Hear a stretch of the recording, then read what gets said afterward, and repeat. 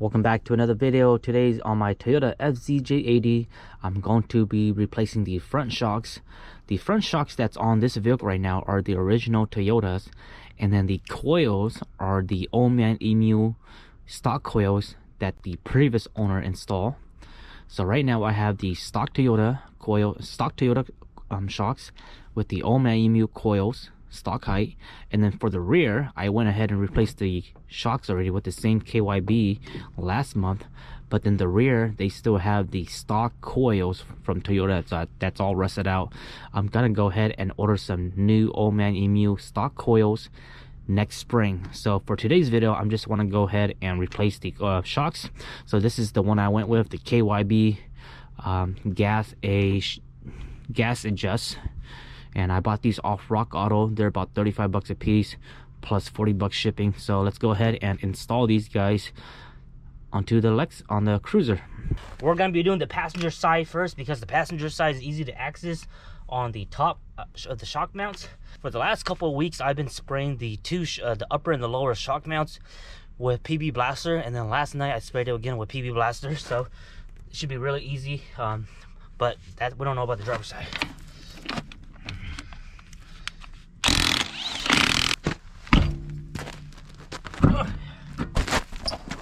So it's pretty simple. You can see right here, this is the coil, and it has the Old Man Emu.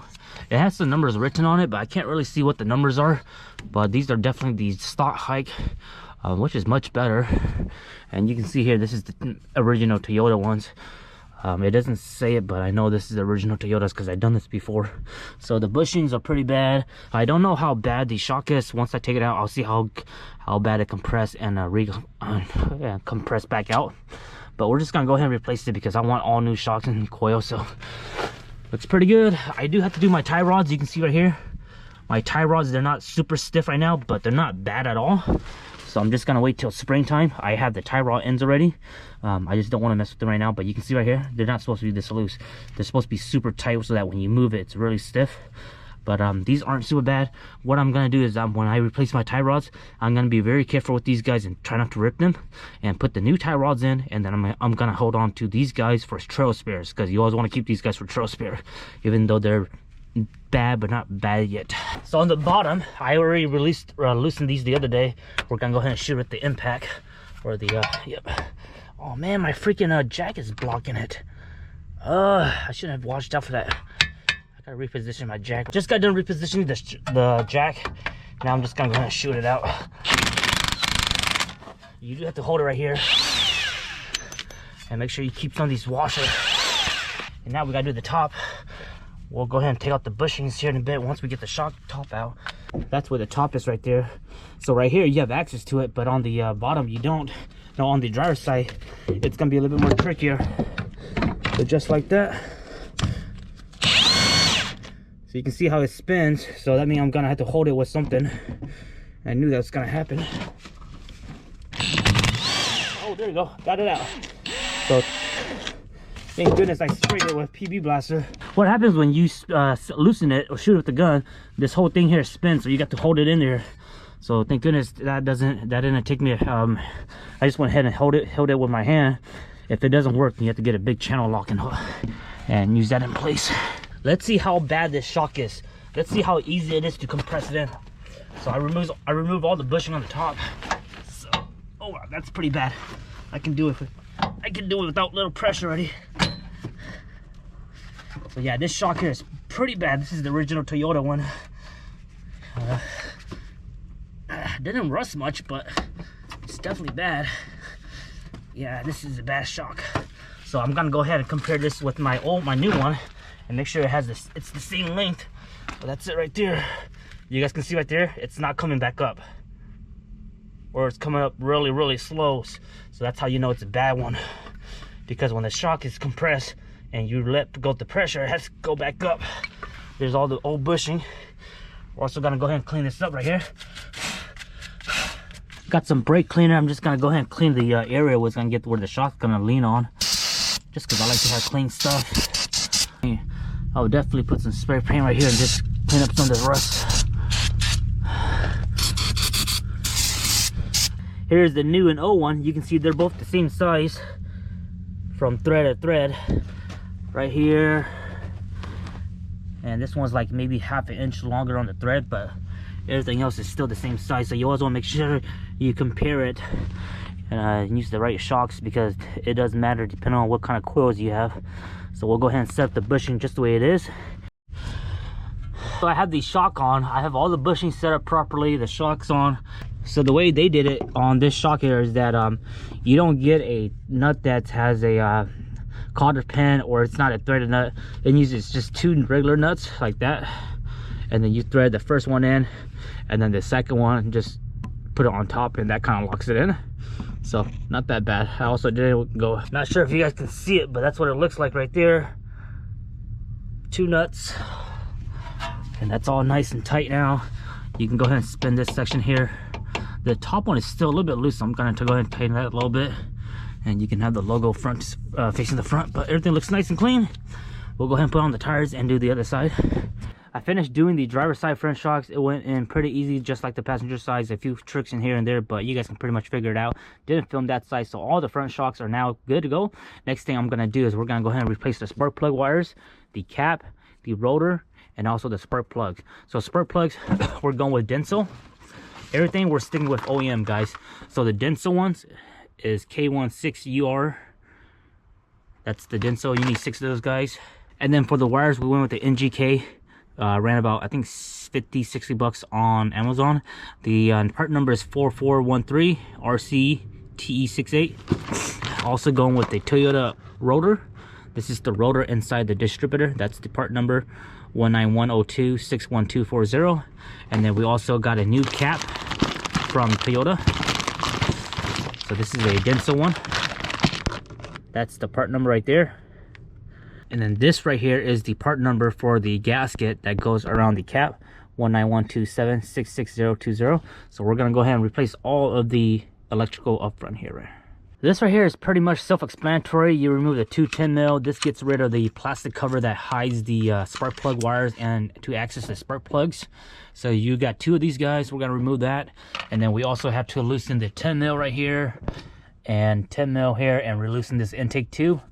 And then we can access the back plate right there, and then everything else is pretty much self-explanatory. I'll try to film as much as I can, and we'll go from there. We're also gonna keep these wires right here as spare. They're not bad or anything right here. I just don't know when they were last replaced, so we're just gonna go ahead and swap out all the new ones. So we're gonna keep these guys for trail spare. You have to also go and remove, you don't really have to remove this plastic right here, but we might remove it just to get it out of the way. Let's go ahead and do this. Let's unplug the MAF so we don't damage it. Set that aside, and then we'll go ahead and loosen this right here.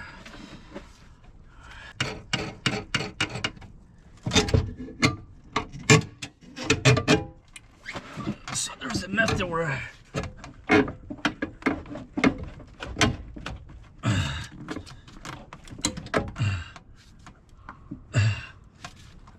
just like that, but this speed cable here, so you can see that. Remove this whole piece here. Throttle body is kind of dirty, so we'll get some towels and clean that out. But you also want to inspect this tube right here, because this tube here, after years and years, it can crack. And this tube piece here, OEM one, costs like 150 bucks. So mine looks pretty good still. Set that aside. And now we can tackle the rest of it. So this screw right here, this one right here, is pretty dang hard to get to because all this throttle cable is blocking it. So I might have to find a way to remove one of the throttle cables. What I ended up doing is I loosened this nut right here. It's a 14 mil. Loosen that, and then this guy can get away now. And now I can get in there with my 10 mil. Just make sure you don't lose those screws right there. And now we have the second cover plate off. We'll remove this guy out here, just like that. Perfect. Now we can access all the spark plugs. Looks pretty messy, actually. I got all the spark plug wires out. I just took them out all at the same time because I'm gonna organize the new one anyway.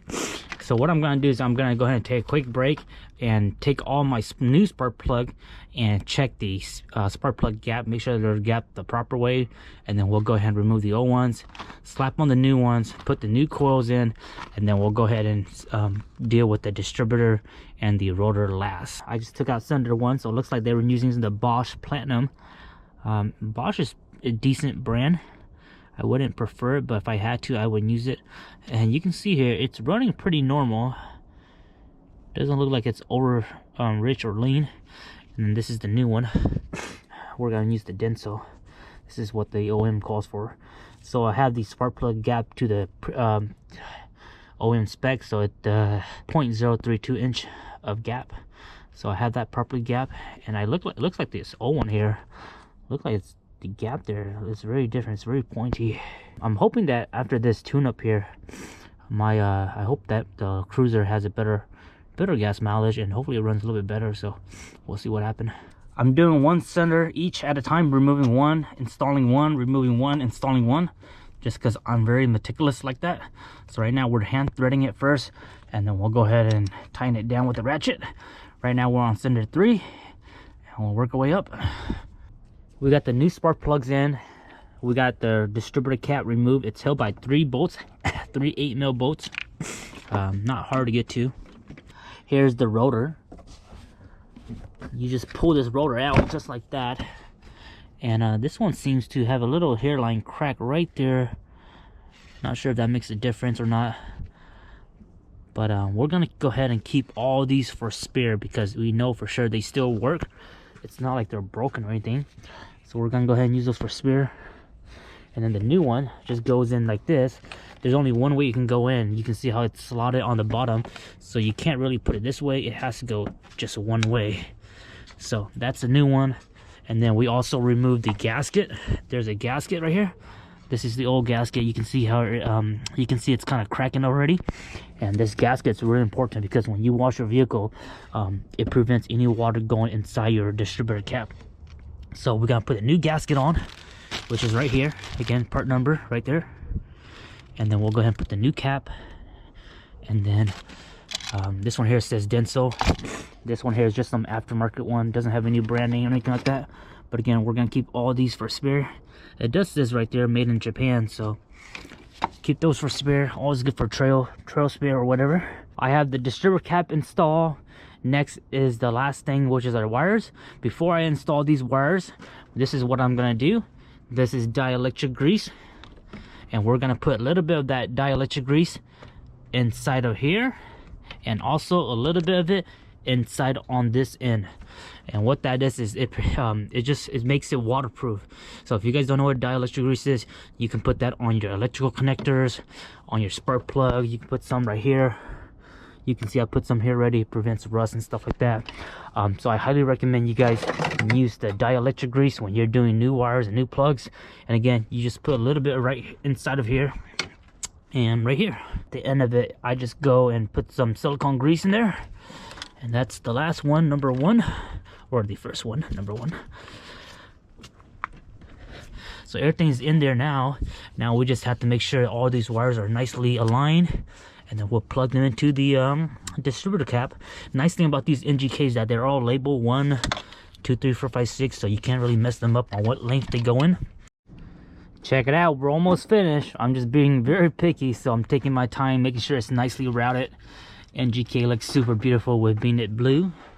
If you guys are doing these wire replacement, I recommend you guys go with NGK, or if you guys are not on a budget, then I highly recommend you guys stick with Toyota OEM wires. These are the only 2 wires that I recommend, OEM and NGK. I've been using NGK for a while, and I highly recommend them. They're good qualities. So go with these guys. So that's about it. We're wrapping this guide up right here. We just got to put some dielectric grease into the cap, and then plug everything up. And then on this end, you have all the numbers, like I said, so you can't really confuse them. So almost done here, guys. That's gonna be a wrap for this installation. Everything's put back together. New cap, new rotor, new spark plug, new wires, new front shocks. Super amazing engine to work on. It is a bit of a hectic being an inline 6, just farther to reach and stuff. But it's very fun engine to work on. So I want you guys to take a look at this. These are all the old spark plug 1, 2, 3, 4, 5, 6, and you can see right here they all have very similar. So that means that the engine is shooting, or it's firing, and it's firing very similar. There's no odd cylinder that's running a bit rich or lean. They're all running very similar. And to be honest, the spark plug reading looks very normal. This is pretty normal running engine. I think these spark plugs might even be a little bit new, but I'm just gonna go ahead and keep these, throw these into my spare box and keep it for backup. But this is gonna be the installation. Let me give you guys a quick startup, and then we'll wrap up this video.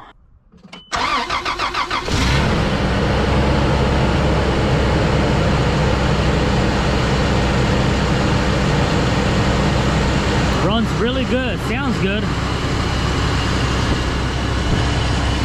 I still have an exhaust leak way down there. I had to replace the gasket. I'm gonna wait until springtime, replace the gasket for the manifold downpipe and also the Cadillac converter. They're leaking just a little bit. I have the parts already, I just don't want to do it yet. All right, the engine sounds good. This is a cold start. Let it run for a little bit. And then also I like to document when I did this, the day, and also the mileage. So I'll usually write that into my notebook where I keep track of the maintenance of the vehicle, and I highly recommend you guys do that. I just wanted to add this little quick clip in here.